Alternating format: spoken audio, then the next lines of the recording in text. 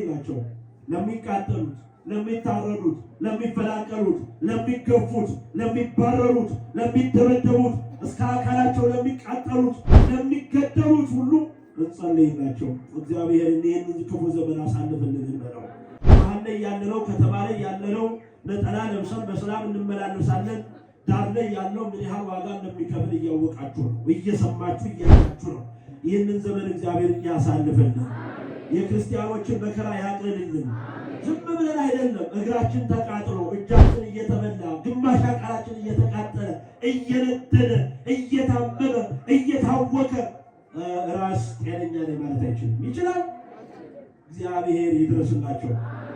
ቤተ ክርስቲያን ጠላቶቿን አስታክስላት። የቤተ ክርስቲያን ጠላቶች የኢትዮጵያ ጠላቶች ናቸው። ኑ በብርሃኑ ተመላለሱ። የሰላም የምህረት መልአክ በሕይወታችሁ ሁሉ ይድረስላችሁ። አመስግኑ። እግዚአብሔር ይመስገን። አሁን ከቻላችሁ ባላችሁበት ቁጭ በሉ፣ ካልሆነም ባላችሁበት ቁሙ። ስዕለት መባ በኋላ ተሰጣላችሁ። ለተወሰኑ ደቂቃዎች የእግዚአብሔር ቃል ብቻ እንድትሰሙ እግዚአብሔር ይርዳችሁ፣ እግዚአብሔር ያግዛል። ዝም ብሎ መመላለስ አይደለም። ክርስቲያን ሕይወት መኖር አለበት። ቃሉ በሕይወቱ መገለጥ አለበት። ቃሉን መስማት አለብን።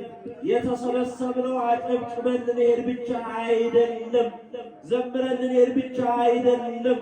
የእግዚአብሔርን ምሕረቱን የእግዚአብሔርን ታምሩን በቅዱሳኑ ላይ የሰራውን ሁሉ ሰምተን ዛሬ በእኛ ሕይወት እንደሰራ ዛሬ እኛን እየጠበቀን እንደሆነ አምነን ተለውጠን ነው የምንሄደው። እግዚአብሔር መንፈስ ቅዱስ ምስጢሩን ይግለጥልን። አሜን። ይእዜ አእመርኩ ከመአማን ፈኖ እግዚአብሔር መልአኮ ወአድኀነኒ። በእውነት እግዚአብሔር መልአኩን ልኮ እንዳዳነኝ አወቅሁ። እስኪ በሉ ሁላችሁ በእውነት በሉ። እግዚአብሔር ስሙን ጥሩት። እግዚአብሔር መልአኩን ልኮ እንዳዳነኝ አወቅሁ። ማን ነው የላከ? ማን ነው የተላከ? ማን ነው የዳነ? አመስግኑ። የትምህርቱ ሰንሰለት ይሄ ነው። እየሰማችሁ ነው። የላከ አካል አለ። ማን? አይሰማም። የተላከ አካል አለ። ማን? ሚካኤል። የዳነ ደግሞ ሕዝብ አለ። ማን? እኛ በሉ እስኪ። እግዚአብሔር አደረጋል። የላከውን የተላከውን የዳነውን ይሄ በሐዲስ ኪዳን ከ40ቱ ወንጌላት ቀጥሎ ቅዱስ ሉቃስ በጻፈው የሐዋርያት ሥራ ምዕራፍ 12 ቁጥር 11 ላይ የምናገኘው ኃይለ ቃል ነው። ቃሉን የተናገረው ደግሞ ርዕሰ ሐዋርያት የሐዋርያት አለቃ ቅዱስ ጴጥሮስ ነው። ቃሉን የተናገረበት ሰዓት ጭንቅና መከራ በደረሰበት ጊዜ እግዚአብሔር መልአኩን ልኮ ስላዳነው ወዲያውኑ እግዚአብሔር መልአኩን ልኮ እንዳዳነኝ አሁን አወቅሁ ብሎ የተናገረው ምስክርነት ነው። ቃሉ እንደዚህ ነው። የሐዋርያት ሥራ ምዕራፍ 12 ከቁጥር 1 ጀምሮ ስትመለከቱ ሄሮድስ የዮሐንስን ወንድም ያዕቆብን ይዞ በሰይፍ ገደለው ይላል። በምን ገደለው? በምን ገደለው? ያዕቆብ ማለት የጌታ ወዳጅ የሆነው የቅዱስ ዮሐንስ ወንድም ነው። የጌታ ደግሞ የምስጢር ደቀ መዝሙር ነው። እንደምታስታውሱት ጴጥሮስ፣ ዮሐንስ፣ ያዕቆብ የጌታ የምስጢር ደቀ መዛሙርት ናቸው። በደብረ ታቦር ተራራ ላይ በተራራው ራስ ይዟቸው ወጥቶ ምስጢር ከገለጠላቸው ደቀ መዛሙርት አንዱ ነው ያዕቆብ። ሐዋርያው ቅዱስ ያዕቆብ በዕድሜ ሽማግሌ ስለሆነ አካላዊ ጤንነቱን ታውቆ ስለነበረ ይገርማል። የሐዋርያት ሕይወት እነሱ ታመው የታመመውን ይፈውሱ ነበር። እነሱ እግራቸው አብጦ እግራቸውን ያበጠው ሲመጡ ይፈውሱ ነበር። የእነርሱ ደዌ ዘእሴት ሆኖ ጸጋ እግዚአብሔር ያገኙበታል። ታመው የሚሰቃዩ ምዕመናንን ግን ይፈውሱ ነበር። ክብር ለእግዚአብሔር ይሁንልን። ይህ ቤተክርስቲያን ሀብት ነው፣ ጸጋ ነው። በኢየሩሳሌም 12ቱ ሐዋርያት ሀገረ ስብከት ተከፋፍለው ሁሉ ውስጥ ዓለም ተብለው ወደ ዓለም ሲሄዱ ያዕቆብ በኢየሩሳሌም ነበረ። የእግዚአብሔርን ቤተ ክርስቲያን እያሰፋ ወንጌል እያስተማረ የወደቁትን እያነሳ ነበረ። ሄሮድስ ተነስቶ የክርስቶስን ስም አታንሳ ብሎ ቤተ ክርስቲያንን አትስራ ብሎ ምዕመናንን አታስተምር ብሎ የታመሙትን አትፈውስ ብሎ አንገቱን በሰይፍ ቆርጦ አይሁድ በሙሉ ሄሮድስ ጀግና ጎበዝ፣ እነዚህን የክርስቲያኖች አለቆች እንኳንም ገደልክ ብለው ሲያበረታቱት ጴጥሮስን ደግሞ ያዘው። ጴጥሮስን ሊገድለው እንደ ያዕቆብ በሰይፍ ሊያርደው በወህኒ አስገባው። ግን ቀኑ ለመግደል ምቹ አልነበረም፣ በዓላቸው ነበርና በዚህ ቀን ነፍስ አናጠፋም። ግን በቅርብ ክትትል እጁም እግሩም በሰንሰለት ታስሮ በወህኒ ተጥሎ ይጠበቅ፣ 4 የጥበቃ ኃላፊዎች ይመደቡለት፣ በዓሉ እንዳለፈ እንገድለዋለን ብሎ ጴጥሮስ ታስሮ ገባ በሰንሰለት። እየሰማችሁ ነው? ማን ነው ያደረገው? ሄሮድስ። ማን ነው?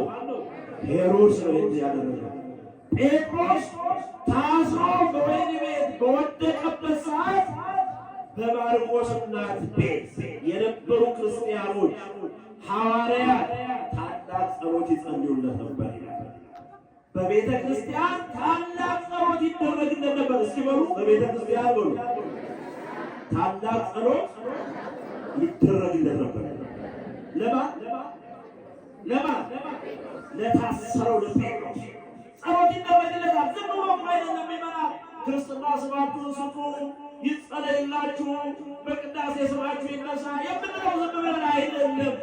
ችግር ላይ ካላችሁ፣ ሕይወታችሁ ፈተና ውስጥ ከወደቀ፣ ኑሯችሁ ከተዛባ፣ ስራችሁ ከተበላሸ ይጸለይላችሁ። ቤተክርስቲያን ትጸልይላችኋለች። ማን ያስተካክልላችኋል? እግዚአብሔር ያስተካክላል። ስለዚህ ለጴጥሮስ ታላቅ ጸሎት ይጸለይ ነበረ።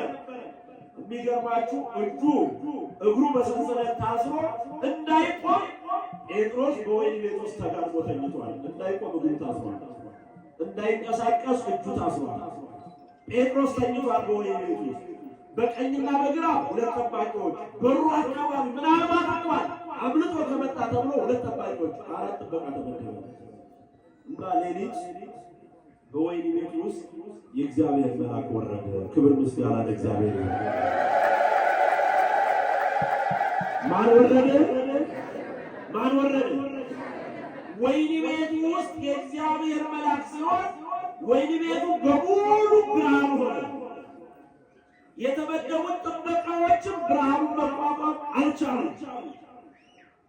መልአኩ ሄደና ጎኑን ነክቶ አለቀው። ተነስ ጴጥሮስ ተነስ ተከተለኝ አለ። ጴጥሮስ ምኑ ታስሯል ብያችኋለሁ? ንገሩ። እጁና እግሩ በምን በሰንሰለት ታስሯል። መልአኩ ጴጥሮስን ሲነካው እጁ ላይ የነበረው ሰንሰለት ተበጠሰ። እግዚአብሔር ይመስገን። እጁ ላይ ጴጥሮስ ተነሳ፣ ተከተለኝ። ራእይ መስሎ ነበር ይላል መጽሐፉ። እንደ ራእይ ነበር የሚመስለው ጴጥሮስ። ተከተለኝ አለው። ወጣ፣ ከወህኒ ቤት ወጣ። የወህኒ ቤቱ ግቢ ደግሞ በጣም በትልቅ ብረት በሰንሰለት በቁልፍ ተቆልፏል። መልአኩ ፊቱ ላይ ሲቆምበት በሩ ተከፈተ። ክብር ለእግዚአብሔር ይሁን። ከወህኒ ቤት በር ከወጣው በኋላ መንገድ እየመራ ክርስቲያኖች እየጸለዩ ወደ ነበሩበት ቤት አመላከተውና መልአኩ ወደ ሰማይ አረገ። ክብር ሁሉም በር ዘግተው እየጸለዩ ስለ ጴጥሮስ ሄዶ በር አንኳኳ። አንዲት ሰራተኛ የጴጥሮስ ድምፅ መሆኑን ስትሰማ ሄደች። እረ ጴጥሮስ መጥቷል፣ ደስ ይበላችሁ አለቻቸው። አንዳንድሽም አሏት። ገና በሩን ሳትከፍት ለእነሱ የምስራች ልትናገር ሄደች። በሩ ሲከፈት ሰንሰለቱ ተበጥሶ ጴጥሮስ ሆኗል። ክብር ለእግዚአብሔር። ምን አለ? በእውነት አለ በውስጤ እግዚአብሔር መላኩን ልኮ እንዳዳነኝ አወቅሁ። ክብር ምስጋና ለስሙ ይሁን። ታሪክ ይሄ መጽሐፍ ቅዱስ ቤዝ ነው፣ መሰረት ነው። እኛ ዛሬ ድርሳነ ሚካኤሉን ከዚህ ቀጥሎ ስንነግራችሁ መሰረታችሁ ነው ማለት ነው። ገድሉን ስንተርክላችሁ አሁን ዛሬ ከሰው ሊና በላይ የሚመስለው ሌሎቹ ተረት ተረት ነው ብለው ኦርቶዶክሶች የሚሉን ተመልከቱ። መሰረቱ ይሄ ነው። ሰንሰለትን የበጠሰ መልአክ አለ። ቅዱስ ሚካኤል የታሰራችሁበትን ሁሉ ይበጥስላችሁ። በኑሯችሁ የታሰራችሁ፣ በስራችሁ የታሰራችሁ፣ በሕይወታችሁ የታሰራችሁ፣ በጤናችሁ የታሰራችሁ ቅዱስ ሚካኤል ሰንሰለቱን ይበጥስላችሁ። እግዚአብሔር ደግሞ ሰንሰለት እንዲበጥስ መልአኩን ይልከዋል። ስለዚህ ዛሬ ቅድም እንዳልኳችሁ የሰው ልጆችን የፈጠረ ፈጥሮ የሚገዛ ፈጥሮ የሚመግብ የሰራዊት ጌታ እግዚአብሔር ዝም ብሎ አልተወንም። እልፍ አእላፋት ቁጥራቸው የማይታወቅ በመንበሩ ፊት ሁልጊዜ ለምስጋና የሚተጉ አእላፋት መላእክትን ለእኛ ጠባቂ አድርጎ ሽሞልናል። ክብር ምስጋና ለስሙ ይሁን። ወዳጄ ብቻህን አይደለም የምትወጣው፣ ብቻህን አይደለም የምትገባው፣ ተኝተህ የምትነሳው ብቻህን ውለህ አይደለም። ቅዱስ ሚካኤል ዛሬ ሚካኤል ስዩም በዲበ ኃይላት በተባሉ ቅዱሳን መላእክት ላይ የተሾመ። እስኪ ኃይላት በሉ። አይሰማም? ኃይላት ማለት ሰዎች በክርስትና ሲደግሙ፣ ሰዎች ሲያዝኗቸው ኃይል የሚሰጡ መላእክት ማለት ነው። ቅዱስ ሚካኤል ኃይል ይሰጣል። ዝላችሁ የመጣችሁ፣ ደክማችሁ የመጣችሁ፣ ተስፋ በመቁረጥ ውስጥ ያላችሁ ቅዱስ ሚካኤል ኃይል ይሁናችሁ። ቅዱስ ሚካኤል ኃይል የሚሆነው ደግሞ የማንን ስም ስለያዘ ነው? ንገሩኝ። ሚካኤል ወይስ ምን ማለት ነው? ማን እንደ እግዚአብሔር? እስኪ አመስግኑ። እግዚአብሔር ቅዱስ ሚካኤል አስቀድሞ በሰማይ ሰልፍ በሆነ ጊዜ ዲያብሎስን የጣለው በእግዚአብሔር ስም ነው ያሸነፈው። በማን ስም ነው? በማን ስም? ነቢየ እግዚአብሔር ቅዱስ ዳዊት እንደተናገረው አጊተሰ አገቱኒ ከመልህም እንደ ደም መክበቡንስ ከበቡኝ ወበስመ እግዚአብሔር ወእክቦሙ እኔ ግን በእግዚአብሔር ስም አሸነፍኳቸው። ክብር ምስጋና ለእሱ ይሁን። ስሙ አሸነፋቸው። መላእክት ለሰው ልጆች እንዲያገለግሏቸው፣ እንዲጠብቋቸው፣ እግሮቻቸው እንዳይሰነካከሉ፣ እንቅፋት እንዳይመታቸው፣ የዚህ ዓለም ድካም ወጥቶ እንዳይጥላቸው የሚጠብቁ መላእክት ለሰው ልጆች ተመድበዋል። ለዚህ ነው አንድ አጭር ምሳሌ ልንገራችሁ። እስኪ ትናንትና ማታ ተኝታችሁ ያደራችሁ ሰዎች እጃችሁን አሳዩ። ትናንት ለዛሬ ሌሊት ተኝታችሁ ያደራችሁ፣ አንቺ አልተኛሽም? እጅሽ ነው። ተኝታችሁ ያደራችሁ ሰዎች እስቲ ከፍ አድርጋችሁ። ብዙ ሰው እንቅልፍ ወስዷል። እግዚአብሔር ይመስገን እንቅልፍ ወስዶታል። አመስግኑ። እና ሊመስላችኋል እንቅልፍ በመሰረቱ ሰላም ነው። ታውቃላችሁ በእንቅልፍ ብዙ ነገር ትተን ነው የምንነሳው። አዲስ ቀን ይዘን የምንነሳው ስናንቀላፋ ስንተኛ ነው። ተኝተን ስንነሳ እንደገና ታድሰን ነው የምንነሳው። እና በተኛንበት ጊዜ ማነው ሲጠብቀን ያደረው? ንገሩኝ እንጂ። አሁን ሰዎች ተፈጥሯችን ይሁት እዚህ አካባቢ ብዙ ክፍት ነገር አለ አይደል? ሰውነታችን ብዙ ክፍተት አለበት እና በቤታችን ዙሪያ ደግሞ ብዙ በራሪ ነፍሳቶች አሉ። መርዛማ የሆኑ የሚጎዱ የማይጎዱ ብቻ የማይጎዳ የሚሆን ዝንብም ይሆን በአፍንጫችን ቢገባ ትንፋሽ አድሮ ሊሞት ይሆናል። እና አፍንጫችሁ ወጥፋችሁ ነው ባታይተኛ? ንገሩኝ እስኪ። በአፋችሁ ላይ ባስ አድርጋችሁ የተኛችሁት? እንደውም ይገርማችኋል፣ ስንተኛ በደንብ አንሶላ ለብሰን ብርድ ልብስ ለብሰን ነው የምንተኛው። እንቅልፍ ከወሰደን በኋላ አንሶላው የት ብርድ ልብሱን የትጣለው ማለት ነው። እንኳን ራሳችን እንጠብቅ አይደለም ወይ? መላእክት እኮ እና ምሳሌ ነው የምነግራችሁ። እንደምታውቁት የማይተኛ ጠላት አለን አይደል? እንቅልፍ የማይወስደው የማይደክም የማይራብ ጠላት አለን። ማነው እሱ? ማን? ሰይፉን ይዞ ተረግጦ ትንፋሽ አሳጥሮ እንዳይገለጥ ቅዱስ ሚካኤል ሰይፉን ይዞ ቁጭ ብሎ ሲጠብቀን ያድራል። ክብር ለእግዚአብሔር ይሁን። በደሙ የተዋጀ በመላእክት የምትጠበቅ ክርስቶስ ዋጋ የከፈለልን አንተ ክርስቲያን ነህ። ክብር ለእግዚአብሔር ይሁን። ክርስቲያን ነህ። ታዲያ ወደ ዛሬው በዓል ስንመጣ በዓላቱ ብዙ ናቸው። እንግዲህ የእግዚአብሔር የማዳኑ ስራ በሰፊው የተገለጠበት የማን አልኳችሁ? አይሰም የማን እስቲ በሉ የማዳኑ ስራ የተገለጠበት እግዚአብሔር ሊያድን ሲፈልግ የሚወደውን መልአክ ይልካል። ዛሬ ድርሳኑ ላይ ስታነቡ እነ ቅድስት አፎምያ እነ ባህራን የባህራን ወላጆች እንደውም ዛሬ ኢትዮጵያዊ ጻድቅ ካህን ንጉሥ ላሊበላ የኢትዮጵያ ኩራት ክብር ይግባቸው። ማለት አታመሰግኑም እንዴ? የኢትዮጵያ ኩራት ጊዜ ካለ በመጨረሻም ቢሆን በረከት ነውና ትንሽ እንሰጣችኋላችሁ። ዋናው ዛሬ ሰኔ 12 ቀን የሚከበረው ስንክሳሩም እንደሚተርከው ድርሳኑም እንደሚነግረን ብዙ ታሪኮችና ጉዳዮቹን እናነሳለን። በተለይ ጎልቶ የሚታወቀው የባህራንና የቅድስት አፎምያ በዓል ነው። ባህራን በሉ እስኪ ምን ማለት ነው? በአንድ ላይ ንገሩ። ባህራን ማለት ምን ማለት ነው? ከባህር የተገኘ ማለት ነው። ከምን የተገኘ? ይሄ ስም ምንድን ነው ብላችሁ የምታዩት የእግዚአብሔርን አዳኝነት የቅዱስ ሚካኤልን ፈጣን ተራዳይነት ታዩበታላችሁ። ቅዱስ ሚካኤል ከእግዚአብሔር ተልኮ እንዴት መጥቶ የሞተውን ሕይወት ነፍስ ዘርቶ እንዴት በሕይወት እንዳቆመው ትመለከታላችሁ። ታሪኩ እንዴት ነው የሚጀምረው? በዚህ በ3ኛው መቶ ዘመን መጨረሻ ላይ ይላል ታሪኩ መነሻ ላይ 2 ክርስቲያኖች እግዚአብሔርን የሚወዱ ሰዎች ነበሩ። ማንን የሚወዱ? እግዚአብሔርን የሚወዱ ባለትዳሮች ነበሩ። እነዚህ ባለትዳሮች ወር በገባ 3 በዓላትን አበይት አድርገው ያከብራሉ። ስንት በዓላት? አንደኛ በዓለ ጊዜ የክርስቶስን በዓል ወይም ልደቱን በ29 ስንት አልኳችሁ?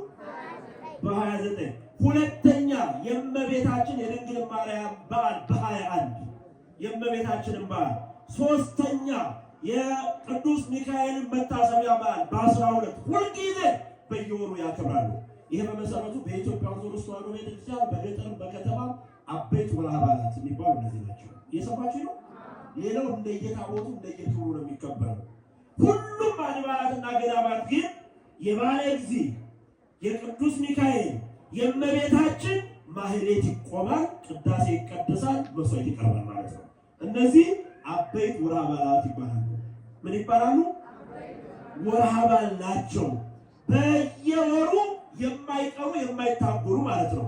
እነዚህ ያከብሩ ነበረ። በተለይ የቅዱስ ሚካኤል ረዳትነቱ ምልጃውን የሚተባበሩ ሰዎች ናቸውና እንዲሆነ በጣም ይገርማቸዋል። ዝክር እየዘከሩ ሲኖሩ ሰውየው ተጠርቶ እንደሚሄድ ውስጡ ነገረው። እግዚአብሔር ነገረውና አይዞሽ ውዷ ባለቤቴ በርቺ፣ ቅዱስ ሚካኤል ይረዳሻል፣ ብቻሽን አይደለሽም አላት። እየሰማችሁ ዝናቡ ነው አለን። ዝናብ ጸበል ያድርግላችሁ፣ ታማችሁ ከሆነ ይፈውሳችሁ፣ መድኃኒት ይሆናችሁ።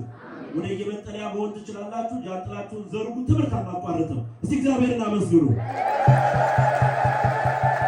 ብቻዬን ከመሆን አለችው አንተ ትተኸኝ ከሄድክ ማን ይደርስልኛል አለችው። ቅዱስ ሚካኤል አብሮሻል አላት። ማን አለ?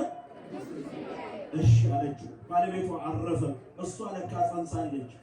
9 ወሯ ደረሰና መውለጃዋ ቀን ሲደርስ ምጧ ሲመጣ ቅዱስ ሚካኤል አለች። እየሰማችሁ ነው? እባክህ ወደምታመልከው ወደምታገለግለው ወደምትሰግድለት አምላክ ለምንልኝ፣ እባክህ አድነኝ ብላ ለመነችው። ቅዱስ ሚካኤል በዛች ብቸኛ ሴት ቤት ወረደላት። ክብር ለእግዚአብሔር ይሁን። አይዞሽ አላት። እዚህ ጎረቤትሽ ያለው የዚህ ዓለም ገንዘብ የሞላለት ግን ሰነፍ ባለጸጋ ነው። ያንቺን መሞት የሚጠባበቅ ነው። አንቺ ሞተሽ የድሃዋን ርስት ሊወርስ የሚስገበገብ ነው። አንቺ ዛሬ በሰላም ትገላገያለሽ፣ የምትወልጂው ልጅ ግን የዚህም ባለጸጋ ሀብት ይወርሳል አላት። እየሰማችሁ ነው? ጆሮውን ከፍቶለት ያ ባለጸጋ በአልጋው ላይ ሆኖ ይሄ ቃል ሰማው። ብድግ አለ ደንግጦ። ሲወጣ ያቺ ሴት ምጥ ይዟት ቅዱስ ሚካኤል ረድቷት ወልዳለች። ወንድ ልጅ ተገላግላለች። እግዚአብሔር ይመስገን። ዛሬ በማህፀናችሁ ገና ያልተወለደ ሕፃን ጸንሳችሁ የመጣችሁ እግዚአብሔር በልጅ ያስታቅፋችሁ። በሰላም እንድትገላገሉ ቅዱስ ሚካኤል ይጠብቃችሁ። በሰላም ተገላገለች። ያች እናት ያው ባል የሌለው ወይም አባት የሌለው ልጅ ማሳደግ በጣም ከባድ ነው። ድህነቱ ከበዳት፣ ጨነቃት። እዛ ሄዳ እሱ ከሚያርሰው ቃሪያ ለመቀበል እንኳን እሱም ቢያላት ጨከረባት። በኋላ ምን አላት መሰላችሁ? ግድ የለሽም ይህንን ሕፃን እኔ ላሳድግልሽ፣ ላንቺም 20 ወቄት ወርቅ እሰጥሻለሁ፣ ልጁም እዚህ እንደ ባለ ሀብት ልጁ ነው ያድግልሻል አላት። እንግዲህ እኔም ልጅን በረሃብ ከምንሞት ብላ ሰጠችው። ስንት ብር ሰጣት? ስንት ብር አልኳችሁ? 20 ወቄት ሰጣት። ያንን ተቀበለች፣ ልጇን ሰጠችው። ልክ ልጇን እንደሰጠችው በቁመቱ ልክ ሳጥን አሰርቶ ቆልፎ በቃ ይወርሳል የተባለውን ልጅ አገኘሁት እገለዋለሁ ብሎ ወደ ባህር ወረደ። እግዚአብሔር ከዚህ ሰውራችሁ። ይሄ የእኛን ዘመን አይመስልም? ይሄ ታሪክ አይመስልም ወይ? የእኛን ዘመን ለገንዘብ ብሎ ወንድሙን የሚገድል የለም፣ ለገንዘብ ብሎ እህቱን የሚያሰድድ፣ ቤቱን የሚያቃጥል፣ ለማይኖርበት ርስት ወገኑን የሚገድል የሚጎዳ የለም። እግዚአብሔር ይሰውረን። ተመልከቱ፣ መጀመሪያው ሪውት በእጅ አገኘሁት እገለዋለሁ ብሎ ወዴት ወረወረው? ወዴት? ወደ ባህር ወረወረው። በባህር ውስጥ ግን ማን ጠበቀው? ይችላል አይችልም? ሰዎች አሁን ይህን ስንናገር 11 ቀን ሙሉ ነው በባህር ላይ በሳጥን ላይ ሲንሳፈፍ የቆየው። እንደ ኦርቶዶክሶች እንደው ተረት ያበዛሉ ይሉን ይሆናል። ግን እግዚአብሔር በባህር ውስጥ ይጠብቃል አይጠብቅም? እስኪ አንድ ነብይ ንገሩኝ፣ 3 ቀን ሙሉ በባህር ውስጥ ያው በአሳ ሆድ የጠበቀው ማን ነው? ማንም የጠበቀው እግዚአብሔር። አሜን።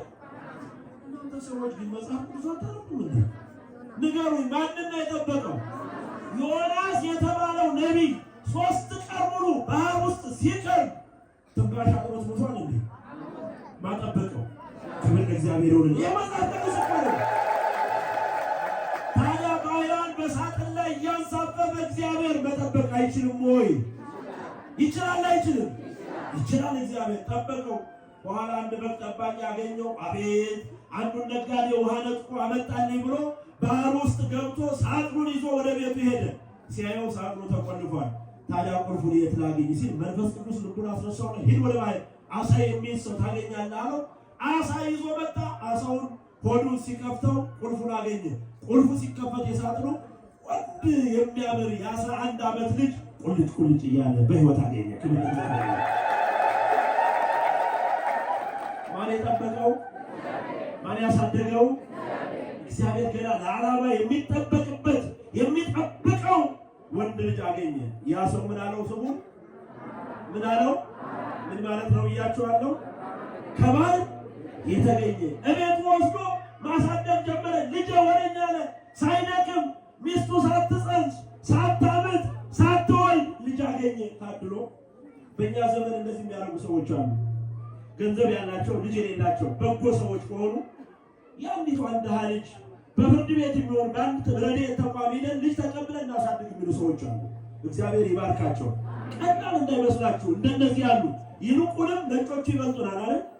ዛሬ አሜሪካን ሀገር ሀብታም ብለው የምናያቸው በቆሻሻ መጣያ ተጥለው የነበሩ አሳዳጊ ያልነበራቸው ልጆች ፈረንጆቹ ወስደው አሳድገዋቸው ለቁም ነገር አብቅተዋቸዋል። መረዳዳት ጥሩ ነው። አሁን ልጅ አገኘው ብሎ ልጁን ማሳደግ ጀመረ። ቀኑ ደረሰ።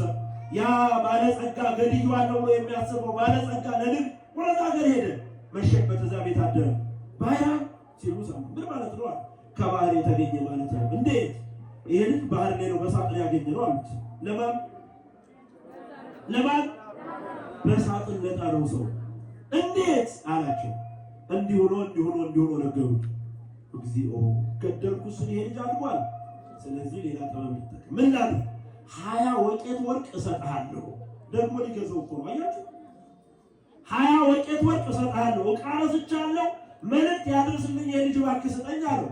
እንዴ 20 ወቄት ወርቅ ከሰጠኝ ማንከው ሰጠው። ደብዳቤ ጽፎ ወደ ቤተሰቦቹ ላከው። የጻፈውን ደብዳቤ ልንገራችሁ። ለተከበርክ ይላል። እየሰማችሁ ነው። ለቤቴ ኃላፊ፣ ለቤቴ አስተዳዳሪና መጋቢ ይሄንን ደብዳቤ ይዞ የመጣውን ልጅ ጥንተ ጠላታችን ስለሆነ ነገ ቢቆይ ንብረታችን የሚወርስ ስለሆነ ደብዳቤውን እንዳነበብከው ከፊትህ እንደቆመ ሰው ሳያይ ጉድጓድ ቆፍረ አንገቱን ጠምዝዘ ቀብረ ጣለው። እኔ እስከምመጣ ለማንም ትንፍሽ ብለህ እንዳታወራ የሚል ደብዳቤ በፖስታ አሽጎ ማህተም አድርጎ ይሄንን ሄደ ቤተሰቦች አደረሳሉ። ያ ሕፃን እሺ ብሎ ለማንም አታሳይ ተብሏል። ደብዳቤውን ይዞ ወደ ተላከበት ቦታ መሄድ ደረሰ። ጀመረ ሄደ። ልክ ወደ ሰፈር ሊደርስ አንድ ቀን ሲቀረው ታላቁ መልአክ፣ የምሕረት መልአክ፣ ርኅሩኅ መልአክ፣ የሰውን መዳን እንጂ መሞት የማይፈልገው መልአክ ቅዱስ ሚካኤል ከእግዚአብሔር ዘንድ ተልኮ መጣለት። ሰው መስሎ ወዴት ትሄዳለህ አንተ ወጣት አለ። ተልኬ ወዴት? እንደዚህ እስኪ አስከውን አሳየኝ። ረፈራለሁ አታሳይ ተብሏል። እስኪ እንደተጠቀልን አሳየኝ፣ አትግለጠው አሳየኝ አለው። እንዲህ አድርጎ ሲያሳየው ቅዱስ ሚካኤል እፍ ብሎ የሞቱን መልእክት እንደገና ወደ ሕይወት ቀየረለት። ክብር ለእግዚአብሔር። እንዲህ አድርጎ ጻፈው ቅዱስ ሚካኤል።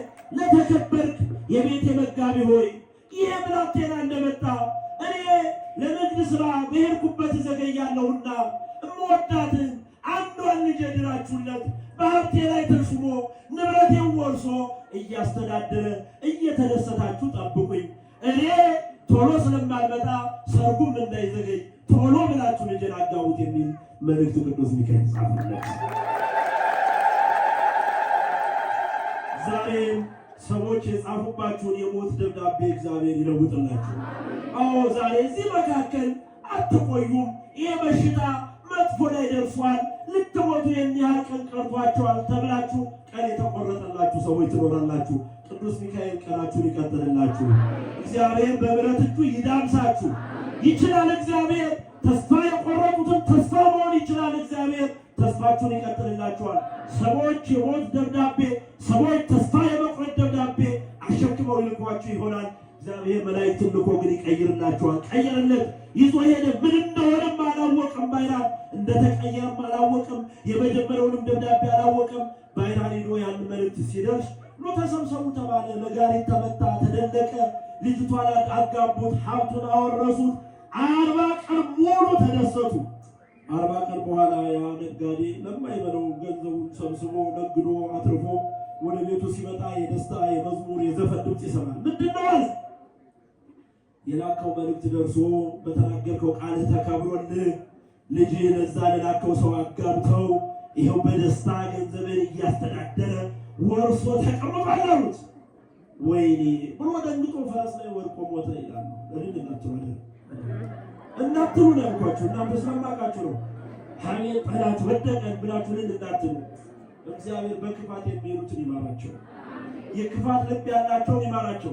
መጽሐፍ ምን አለ ታዲያ? በጣም የሚገርማችሁ ክርስቲያኖች ልብ የሌላቸው አለ የሚሰበስቡት ለማን እንደሆነ የማያውቁ እነዚህ ክፉ ባለጸጎች አለ። ክፉ ባለጸጎች፣ ባለጸግነት ኃጢአት አይደለም። እየሰማችሁ ክፉ የሚሆነው ኃጢአት የሚሆነው ኃጢአት ሲሰራበት፣ ነፍስ ሲጠፋበት፣ ሰው ሲገደልበት፣ ትክክል ባልሆነ መንገድ አውጡ ከመጣ ሰው እንጂ እንደ አብርሃም እኮ ባለጸጎች ነበሩ። ታውቃላችሁ?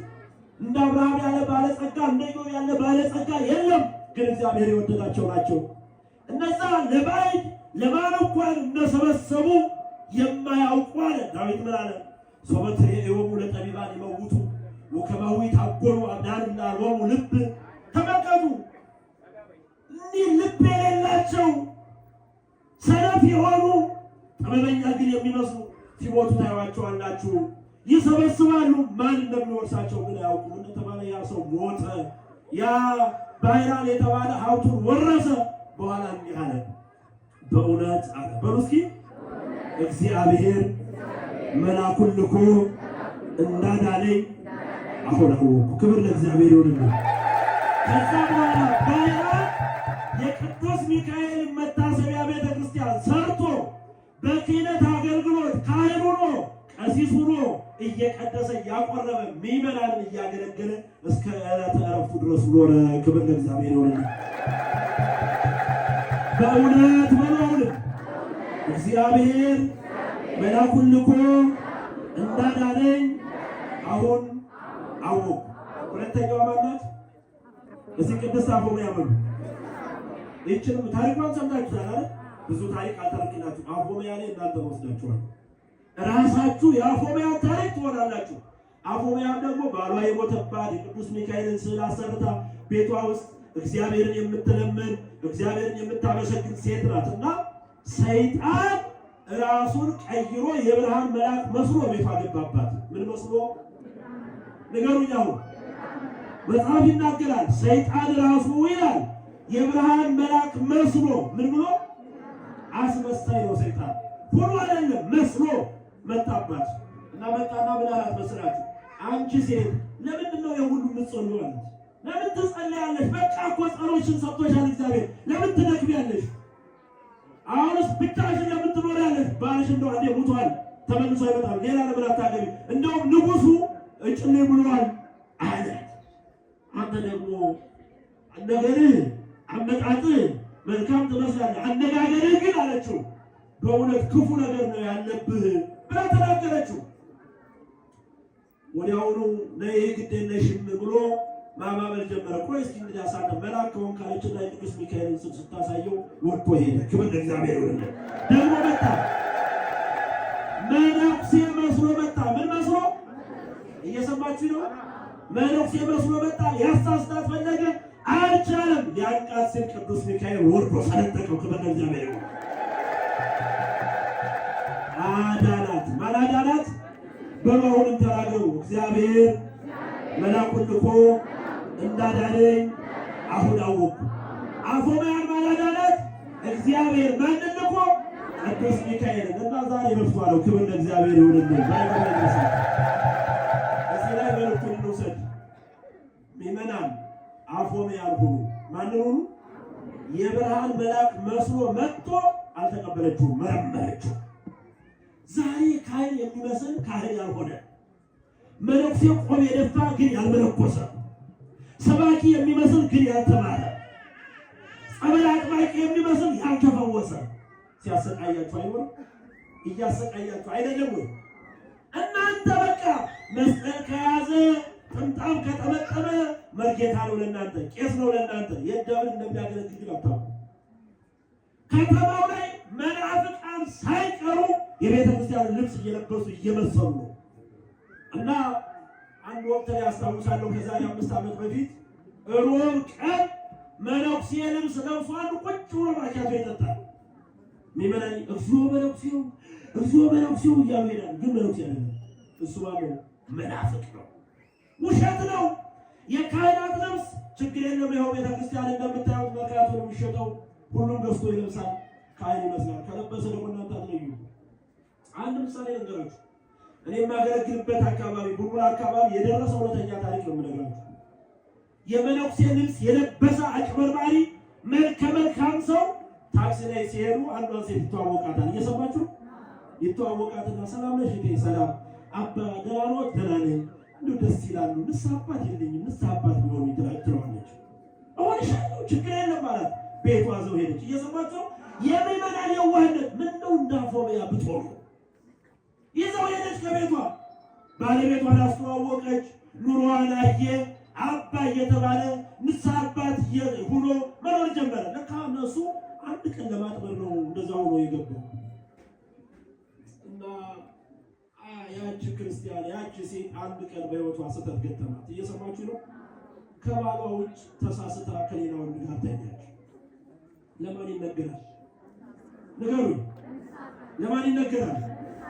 አባ ተሳሳትኩኝ፣ ፍቅሬን ውዴን ባሌን ትቼ በቀን ስህተት ተሳስቼ ዝሙት ፈጽም ንስሐ ስጡኝ አለቻቸው። በጣም ጥሩ መልሼ እደውልልሻለሁ ጠብቂኝ። እሺ እየጨነቃት እየተንቀጠቀጠች ነው የምታናግራቸው። ሰውየው ደወሉና 300,000 ብር ካልሰጠሽኝ የነገርሽኝን በሙሉ ለባልሽ ነው የሚፈልገው ነበር። እየሰማችሁ ስንት አላት? 300,000 ብር። አሁን በአካውንቴ ካላስገባሽ የነገርሽኝን ጉድ ለባልሽ እነግረዋለሁ፣ ትዳርሽ ይበተናል። ጨነቃትና ሩጣ ወደ ቤተ ክርስቲያን ሄዳ ለካህናት ነገረች። እስኪ ስልኩን ስጭን እናውረው ብለው ካህናት ደወሉለት ለመነኩሴው። ካህናት ነን፣ በካህን ደግሞ ሚስጥር ይቻላል እንጂ ለባልሽ እነግረዋለሁ ብለው እንዴት ያስፈራራሉ ካህን ከሆኑ ብለው ካህኑ ያናግሩታል። የእናንተን ክህነት ቀቅላችሁ ብሉት። ልጅቷን ሌላ ነገር ውስጥ እንዳታስገቡ፣ ገንዘቧን ታስገባ አለቃታለሁ፣ ካልሆነ እነግረዋለሁ። ምን ይደረግ? ካህናቱ ተጨነቁ። በሕግ እንዳያስይዙት የለም፣ በስልክ ነው እየተወራ ያለው። ልጅቷ ተጨንቃ እባክህ ብላ የሆነ ገንዘብ ሰጥታ ከሌሎች ካህናት ንስሐ ገብታ መመለሷን አውቃለሁ።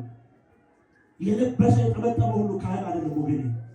አያችኋት? አፎምያ የብርሃን መልአክ መስሎ መጣ ሰይጣን። አንተ አለችው አመጣጥ መልካም ይመስላል፣ እስቲ ግን ስዕሉን ላምጣ ስትለው ብን ነው ነው። ክብር እግዚአብሔር ይሁን።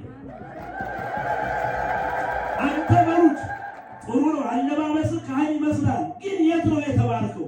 የትኛው ቤተ መቅደስ ነው የምትቀድሰው? የትኛው ቤተ ክርስቲያን ነው ሰዓታት ቁመህ የምታድረው? ማለት ይጠበቅባቸዋል ይላል። እንደ ጎርፍ ዝም ብሎ የመጣው ሊረዳችሁ አይገባም። ክብረ ክህነትን የሚያቃልሉ ብዙ ሰዎች መጥተዋል። እየሰማችሁት ነው። እኛም ራሳችን መጠበቅ አቅቶን እግዚአብሔር ይጠብቀን። አባቶቻችን ራሳቸውን መጠበቅ አቅቷቸው መናፍቃን በዛ ደካማ ጎን ገብተው ክህነትን የሚያቃልል ስራ ነው ያለው። ምዕመናን ትልቁ ነገር ደግሞ ልንገራችሁ፣ ከክህነት አገልግሎት ከተቋረጣችሁ መዳር በሙሉ ተቋረጠ። ካልቆረባችሁ መዳር አይቻልም። ይቻላል? ይቻላል ወይ? የመጨረሻው ምንም በጎ ሰዎች ብትሆኑ ስጋዬን ያልበላ ደሜን ያልጠጣ የዘላለም ሕይወት የለውም ነው የሚለው።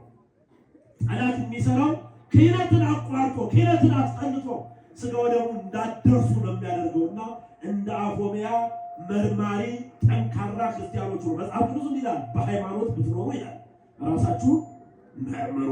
እግዚአብሔር ከሁላችን ጋር ይሁን። የመጨረሻው ንጉሥ ካህን ጻድቅ ቅዱስ ላሊበላ ዛሬ ባለ ዕረፍቱ ነው። ኢትዮጵያ በተለይ ሶስቱ ነገስታት የሚባሉት በቅዱስ ናኩቶ ለአብ ሐርዌ ወይም ገብረ ማርያም፣ ቅዱስ ላሊበላ እና ይምርሃነ ክርስቶስ፣ እነዚህ ቅዱሳን ነገስታት ክህነት ከንግስና አስተባብረው የያዙ ናቸው። ቤተ መንግስቱ ያስተዳድራሉ፣ ቤተ ክርስቲያን ገብተው ቀድሰው ያቆርባሉ። እንደዚህ አይነት ነገስታት ነበሯት ኢትዮጵያ። ክብር ለእግዚአብሔር ይሁን። በእውነት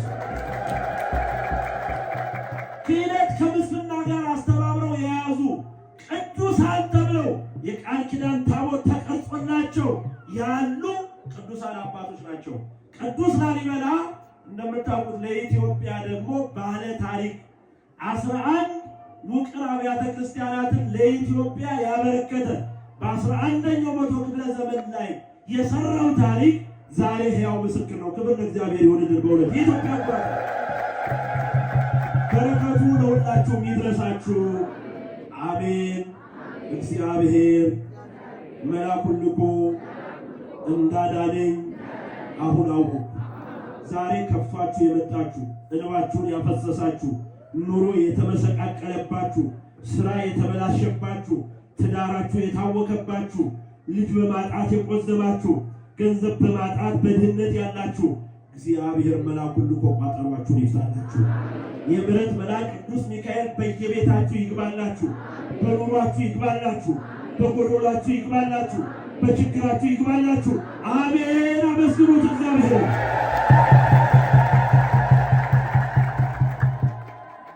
ያስተማረን አምላካችን ስሙ የተመሰገነ ይሁን። እኛም ዛሬ የቅዱሳኑን ታሪክ ሰምተናልና እንደ ቅዱሳኑ ተለውጠን ትክክለኛና ጠንካራ ክርስቲያኖች ሁነን በርትተን ንጽሕት ኦርቶዶክሳዊት ተዋሕዶ ሃይማኖታችንን ጠብቀን ሰማዕትነት ከመጣም ሳንፈራ ሰማዕትነት ተቀብለን የዘላለም ርስቱን እንድንወርስ እግዚአብሔር ይርዳል። አሁን ዘመኑ ያንን የሚጠይቅ ይመስላል። ክርስቲያኖች መሀል ላይ ያለነው ከተማ ላይ ያለነው ነጠላ ለብሰን በሰላም እንመላለሳለን። ዳር ላይ ያለው ምን ያህል ዋጋ እንደሚከፍል እያወቃችሁ ነው፣ እየሰማችሁ እያያችሁ ነው። ይህንን ዘመን እግዚአብሔር ያሳልፈልን፣ የክርስቲያኖችን መከራ ያቅልልን። ዝም ብለን አይደለም እግራችን ተቃጥሎ እጃችን እየተበላ ግማሽ አካላችን እየተቃጠለ እየነደደ እየታመመ እየታወከ ራስ ጤነኛ ነኝ ማለት አይችልም። ይችላል። እግዚአብሔር ይድረስላቸው። ቅድም ሰምታችኋል። ጴጥሮስ ታስሮ በቤተ ክርስቲያን ምን ይደረግ ነበር? ምን ይደረግ ነበር? ታላቅ ጸሎት ይደረግ ነበር። እንጸልይላቸው።